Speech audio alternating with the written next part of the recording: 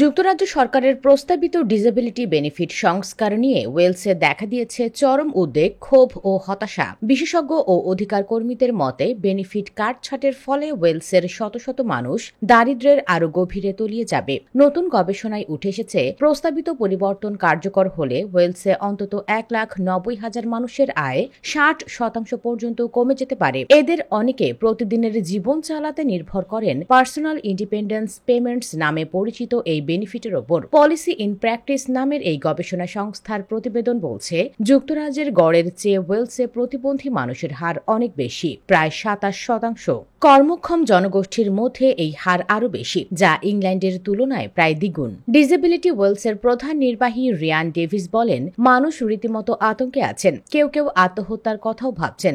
এটা শুধু ব্যক্তিগত ক্ষতির কথা নয়, পুরো সমাজ এতে ক্ষতিগ্রস্ত হবে। তথ্যমতে জানা যায়, ওয়েলসের নিউপোর্ট ও পোর্ট টালবট এলাকাগুলোতে এই পরিবর্তনের সবচেয়ে বেশি প্রভাব পড়বে। নিউপোর্টের বাসিন্দা 70 বছর বয়সী ট্রেভর পামার বলেন, এই ভাতা ছাড়া আমি গাড়ি চালাতে পারবো না, বাইরেও যেতে পারবো না। এটা আমার আয়ের 60% সমান। আমার দাতব্য সংস্থা বন্ধ হয়ে যাবে। যদিও যুক্তরাজ্য সরকার দাবি করছে অধিকাংশ মানুষ আগের মতোই ভাতা পাবেন, তবে তারা বেনিফিট অবস্থায় সার্বিক সংস্কার আনতে চায়। সরকারের এক মুখপাত্র বলেন, যারা সত্যি কাজ করতে পারবেন না তাদের আয় সুরক্ষিত থাকবে। তবে ওয়েলসের ফার্স্ট মিনিস্টার এলুনেড মর্গান এই সংস্কারের বিরোধিতা করে বলেন, যুক্তরাজ্য সরকারকে ওয়েলসের জন্য আলাদা প্রভাব বিশ্লেষণ করতে হবে, কিন্তু department for work and pensions তা প্রত্যাখ্যান করেছে। বর্তমান প্রস্তাব নিয়ে লেবার পার্টির ওয়েলস ও জাতীয় নেতৃত্বের মধ্যেও মতভেদ দেখা দিয়েছে। এলুনেড মর্গান স্পষ্ট জানিয়েছেন,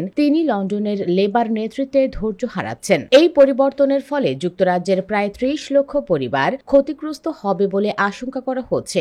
দারিদ্র্যের মুখে পড়তে পারে 2.5 লক্ষ মানুষ, যার মধ্যে 50,000 শিশু। ওয়েলস সরকার বলেছে, তারা বাস্তব অভিজ্ঞতা ও অধিকার ভিত্তিক সংগঠনগুলোর পরামর্শ নিয়ে তাদের জবাব প্রস্তুত করছে।